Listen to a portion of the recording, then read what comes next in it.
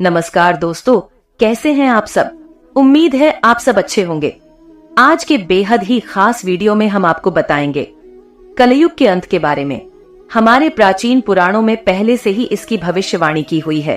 कलयुग का प्रभाव कैसा होगा, कलयुग में मनुष्य का व्यवहार कैसा होगा, कलयुग की स्त्रियां कैसी होंगी, कलयुग में मनुष्य का आकार और आयु कितनी होगी, कलयुग में पाप और पुण्य की परिभाषा क्या होगी, कलयुग में मुक्ति पाने के कौन से मार्ग होंगे तथा कलयुग का अंत कैसे होगा। इस विषय में हमारे प्राचीन पुराणों में कलयुग की भविष्यवाणी की गई है। भगवान श्री कृष्ण ने कलयुग की भयावहता का वर्णन गरुड़ जी के सामने किया है, जिसके बारे में प्राचीन गरुड़ पुराण में बताया गया है। तो चलिए जान लेते हैं कलयुग के बारे में की गई प्राचीन भविष्यवाणियां।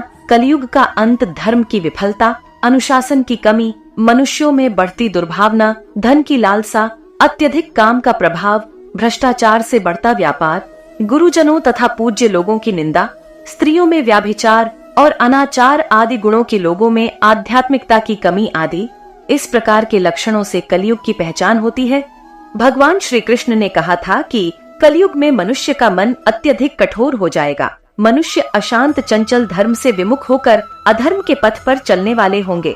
उन्हें शास्त्रों का ज्ञान नहीं होगा, जिसके मुख से जो भी निकलेगा उसे ही शास्त्र समझा जाएगा। कलयुग के अंत में धर्म और आसुरी शक्तियों का विनाश होगा और पुनः नए युग का आरंभ होगा, अर्थात फिर से सत्य युग का आरंभ होगा और सृष्टि का चक्र चलता रहेगा। चारों युगों में कलयुग अंतिम युग होता है। सबसे पहले सतयुग, उसके बाद त्रेता युग, द्वापर युग और अंत में कलयुग आता है। महाभारत के युद्ध के पश्चात कलयुग का आगमन पृथ्वी पर हुआ था। यह युग धार्मिक और आध्यात्मिक स्थिति में सबसे कम प्रगति करने वाला माना जाता है। मान्यता के अनुसार आज से 3137 साल पहले महाभारत का युद्ध हुआ और कलयुग का आरंभ इस युद्ध के 35 वर्ष के पश्चात हुआ, अर्थात भगवान श्री कृष्ण के अपने धाम जाने के बाद हुआ। श्री कृष्ण कहते हैं, कलयुग में लोग अपने स्वार्थ को ही सर्वोपरि मानेंगे। धर्म का त्याग करके मटेरियलिस्टिक उद्देश्य को पाने के लिए जी जान से कोशिश करेंगे। धर्म में विश्वास न होने के कारण लोग अन्यायपूर्वक आचरण करेंगे।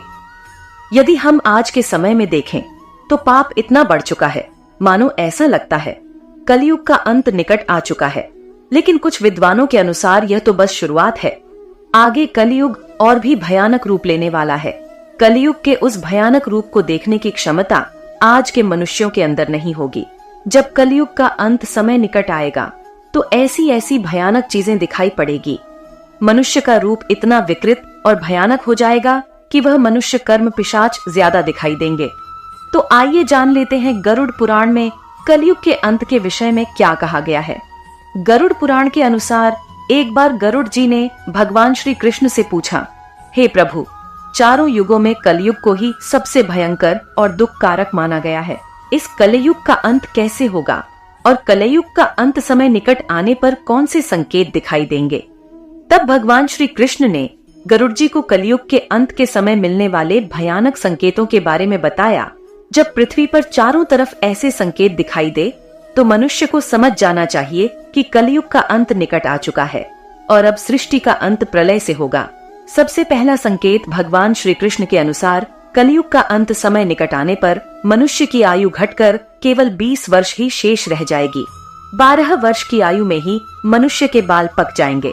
उनका शरीर अत्यंत कमजोर और सफेद रंग का होगा। कलयुग में स्त्री 8 या 9 वर्ष की आयु में ही संतान को जन्म देगी।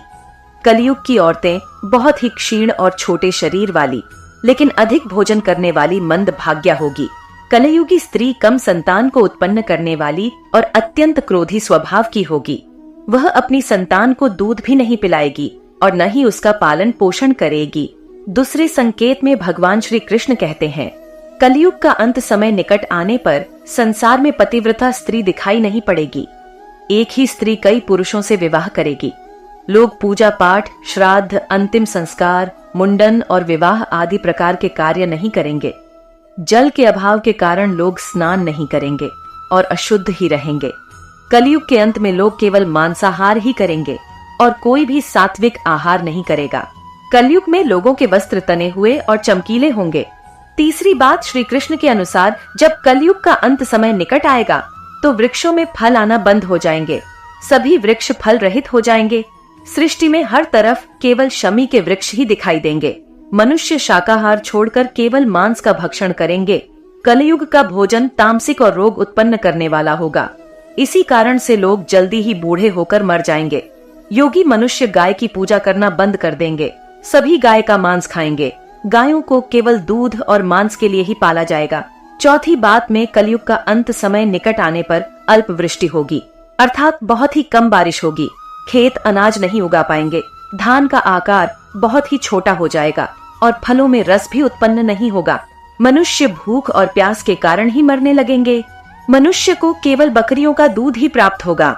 पांचवी बात, जब कलयुग का अंत होने वाला होगा तब भगवान विष्णु सूर्य की किरणों में विराजमान होकर पृथ्वी का संपूर्ण जल सोख लेंगे।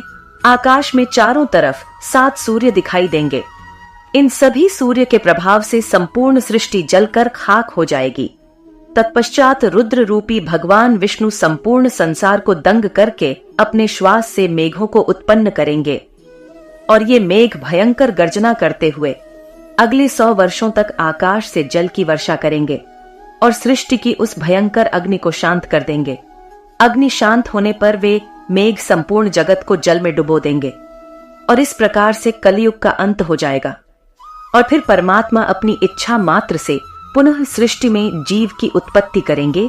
तो दोस्तों, इस प्रकार से गरुड़ पुराण में कलयुग के अंत का वर्णन किया गया है। उम्मीद है आपको यह जानकारी अच्छी लगी होगी। वीडियो को लाइक जरूर करें। साथ ही हमारे चैनल दिव्य ज्ञान मार्ग को सब्सक्राइब करना ना भूलें। मिलते हैं जल्द ही एक और नए वीडियो में। तब तक के लिए आप लोग अपना ख्याल रखिए।